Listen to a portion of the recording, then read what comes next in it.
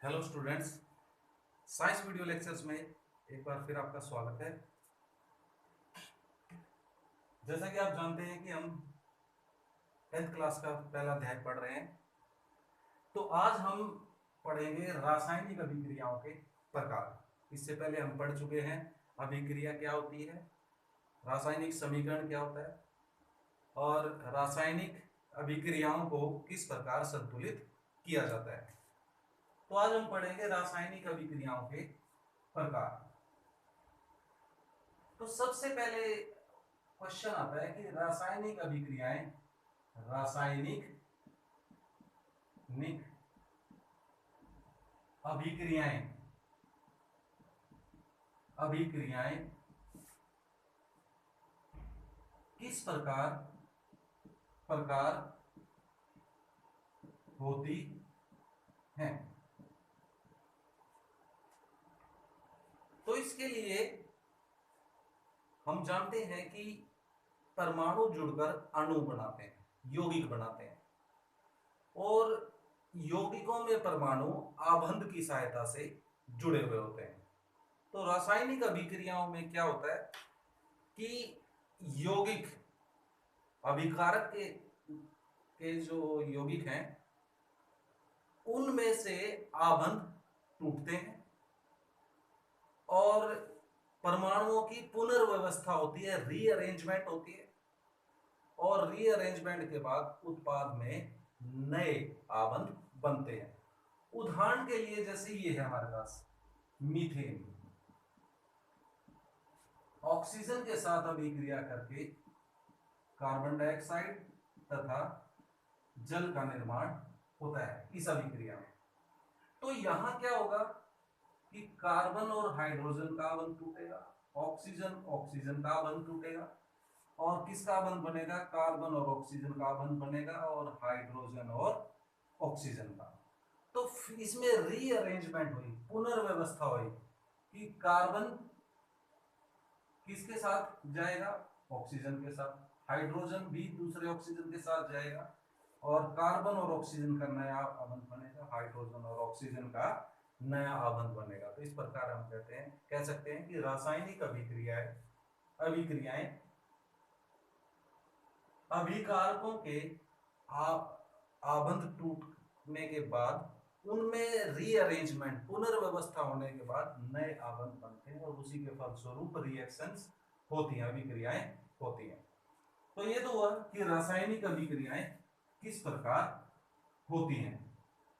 अब है हमारे पास रासायनिक अभिक्रियाएं कौन कौन से प्रकार की हो सकती हैं। तो इसमें सबसे पहली है हमारे पास संयोजन अभिक्रियाएं या कॉम्बिनेशन रिएक्शंस। संयोजन अभिक्रियाएं ऐसी अभिक्रियाएं जिनमें दो या अधिक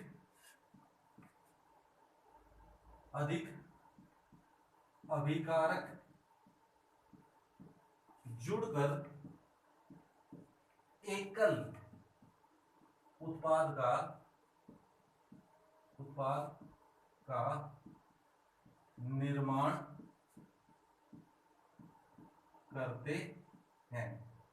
जिन अभिक्रियाओं में दो या दो से अधिक अभिकारक यौगिक आपस में जुड़कर एक एकल उत्पाद बनाएंगे, जैसे कि मैग्नीशियम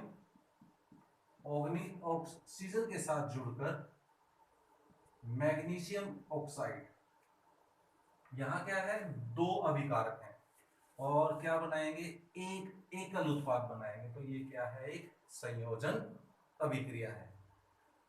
संयोजन अभिक्रियाओं में जो संयोजन हो सकता है वो क्या हो सकता है, तत्व तत्व संयोजन। दूसरा क्या हो सकता है, तत्व यौगिक संयोजन, और तीसरा हो सकता है यौगिक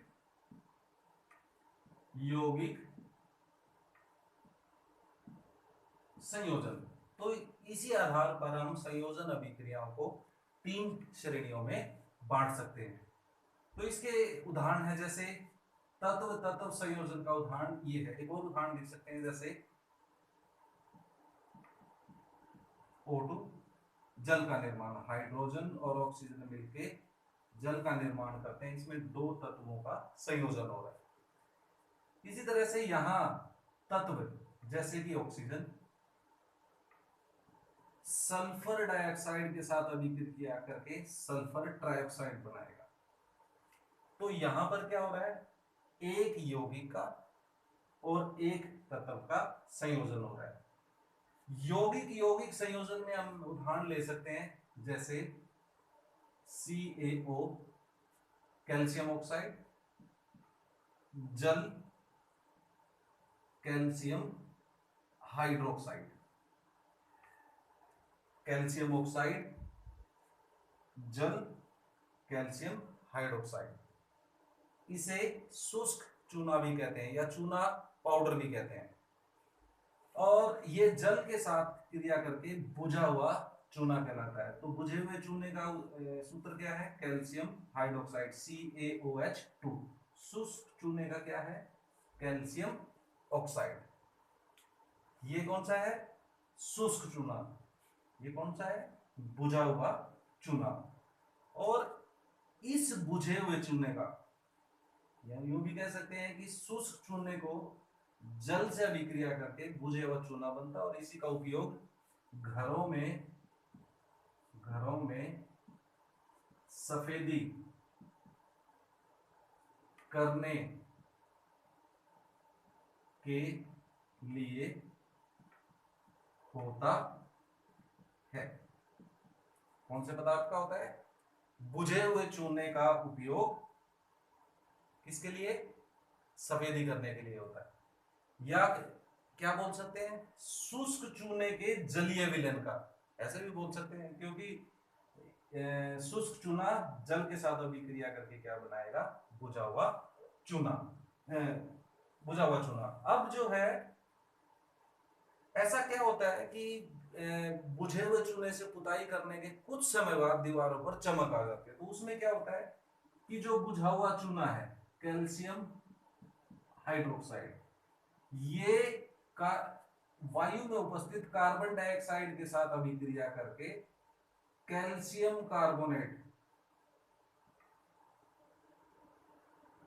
कार्बोनेट की परत बनाता है। और जो चमक होती है वो इस कैल्शियम कार्बोनेट के कारण ही होती है। तो ये क्या है, चूना पत्थर भी इसी को बोलते हैं, चौक भी यही है और मार्बल भी यही है, तीनों का सूत्र एक ही है। तो घरों में सफेदी करने के लिए किसका उपयोग किया जाता है, शुष्क चूने के जलीय विलयन का या बुझे हुए चूने का। और दीवारों पर सफेदी कैसे आती है कि जो बुझा हुआ चूना है वो वायु में उपस्थित कार्बन डाइऑक्साइड के साथ अभिक्रिया करके क्या बनाएगा, कैल्शियम कार्बोनेट बनाएगा, चूना पत्थर बनाएगा। तो ये तो थी संयोजन अभिक्रियाएं क्या होती हैं।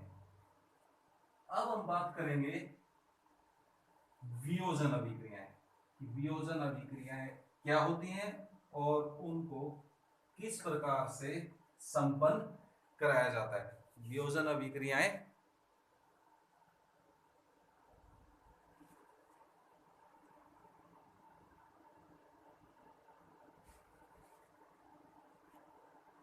तो नेक्स्ट जो है वो कौन सी है, वो है वियोजन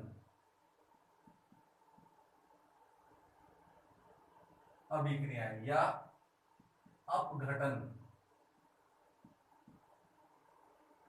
अभिक्रियाएं। वियोजन का मतलब होता है टूटना, जैसे संयोजन का मतलब होता है या अर्थ होता है जुड़ना, वियोजन का अर्थ क्या है, टूटना। तो ऐसी अभिक्रियाएं जिनमें यौगिक दो या अधिक उत्पादों में टूट जाता है। उदाहरण के लिए जैसे मैग्नीशियम ऑक्साइड मैग्नीशियम तथा ऑक्सीजन में टूट गया। तो ये कौन सी अभिक्रिया है? वियोजन है। अब घट रहा है कि एक एकल अभिकारक एक से अधिक उत्पादों में टूट गया है। और उदाहरण ले सकते हैं, जैसे जल है, विद्युत की उपस्थिति में किस में टूटेगा? हाइड्रोजन और ऑक्सीजन में। तो ये इस प्रकार क्या है? वियोजन अभिक्रियाएं हैं। वियोजन अभिक्रियाएं, ये अभिक्रियाएं, ये अभिक्रियाएं संयोजन अभिक्रियाओं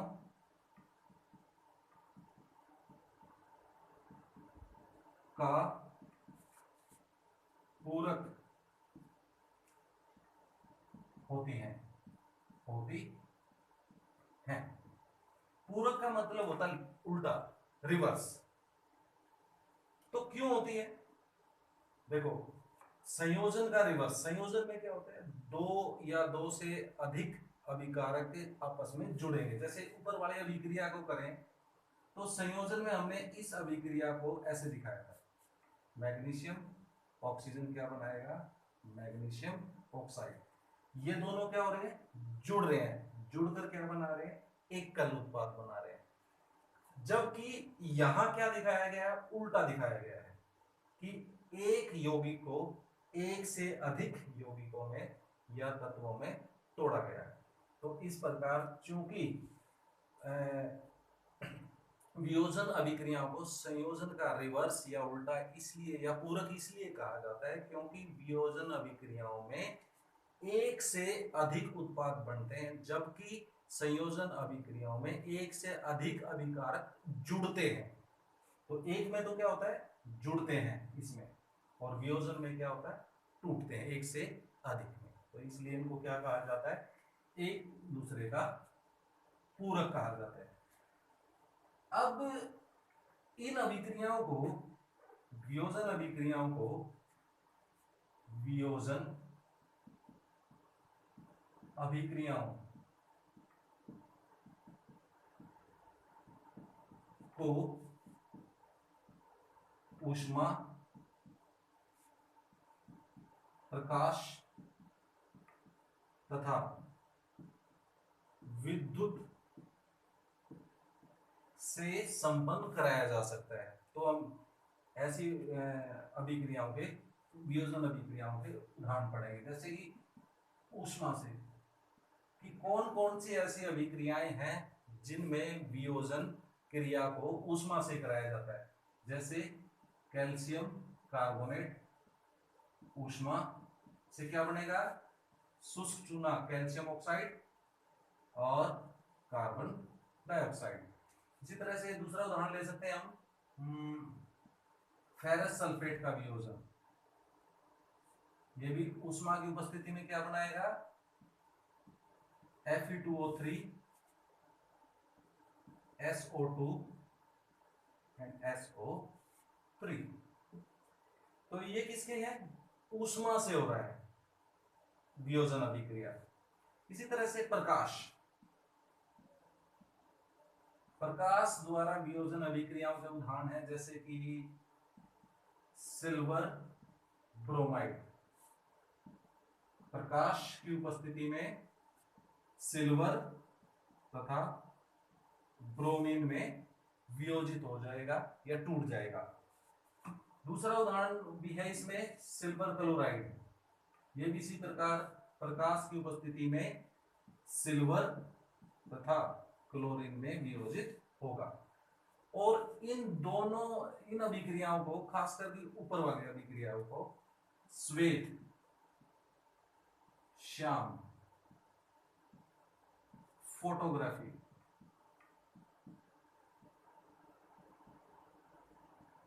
ब्लैक एंड व्हाइट फोटोग्राफी में इनका उपयोग किया जाता है।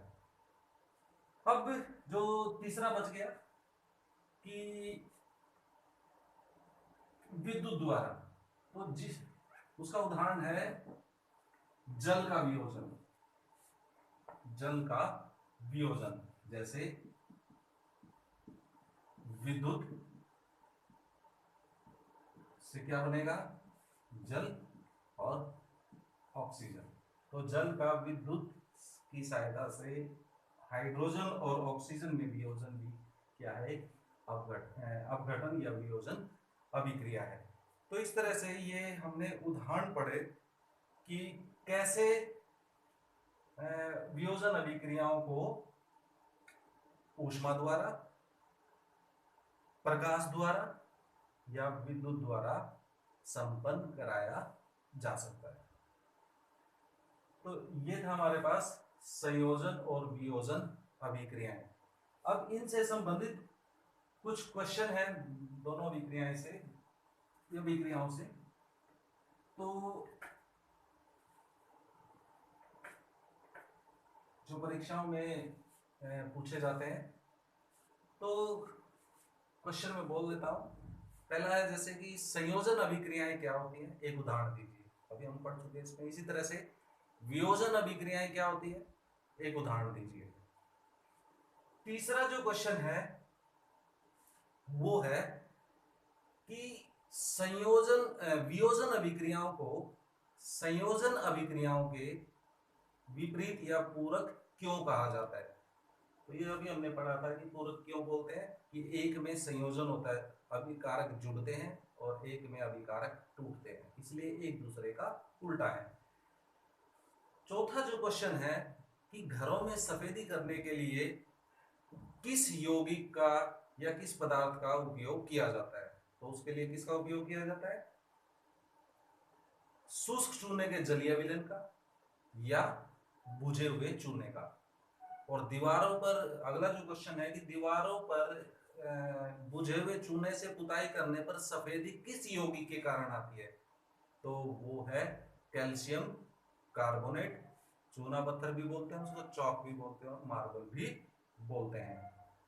और एक और क्वेश्चन जो बहुत ज्यादा पूछा जाता है और एनसीईआरटी में भी है कि ऐसी अभिक्रियाओं का एक एक उदाहरण दीजिए, ऐसी वियोजन अभिक्रियाओं का जिनको संपन्न कराया जाता है ऊष्मा से, प्रकाश से और विद्युत से। तो वो अभी हमने पढ़ा। तो आज इस लेक्चर में हम इतना ही पढ़ेंगे। अगले लेक्चर में हम और अलग अलग प्रकार की अभिक्रियाओं के विषय में पढ़ेंगे, जैसे विस्थापन, अपचयन, उपचयन और ऊष्माक्षेपी, ऊष्माशोषी अभिक्रियाएं। Thank you.